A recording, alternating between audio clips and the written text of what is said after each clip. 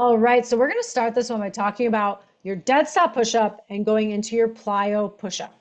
So with this one, if you're doing the dead stop into the plyo push-up, your coach typically will have told you how many repetitions you're doing of each. In this case, let's say 3 repetitions of each. So what I want to start with is my dead stop push-up.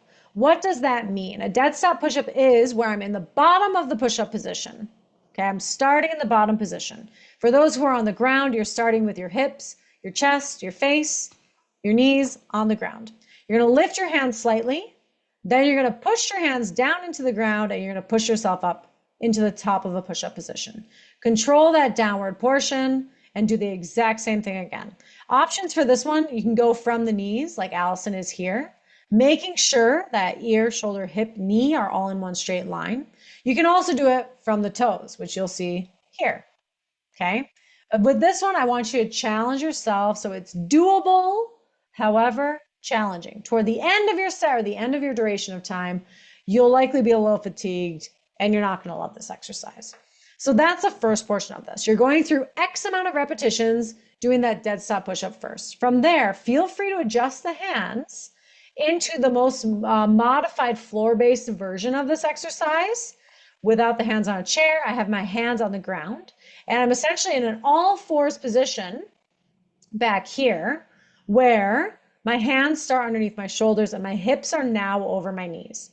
From there, all I'm doing is I'm keeping my bum in the air and I'm bringing my face down toward the floor and I'm just popping off the ground, just a tiny little pop, half an inch, maybe an inch, 3 inches if you get crazy with it, okay? When that gets too easy, what I want you to do is you're going to walk the hands forward.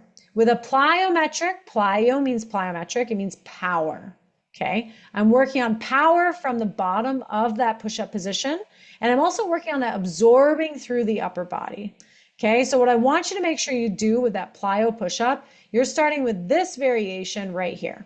That's going to help to prepare the shoulders, prepare your rib cage for that loading. Okay, start with just a little pop off the ground. I don't need a ton, especially when we start to add this explosive, faster movement kind of stuff into people's programs. You risk a higher likelihood for injury, right? So we just want to make sure the body is prepared. You're doing this when you're warmed up. Okay, after you do X amount, say 3 plyo push-ups, you're going to go back into your dead stop push-ups. Okay, if I do 3 dead stops, 3 plyo push-ups, that's 1 repetition. If your coach says you're doing 3 of those repetitions, you're going to go through each of those 3 times. The good variation here for modification, if you cannot push up from that dead stop, do a hands elevated push-up on a step, stairs, kitchen counter, whatever. You can also do that plyo push-up with the hands elevated as well. That's going to put less load on the hands. It'll put more load through the feet or through the knees if you're on the ground. Have fun.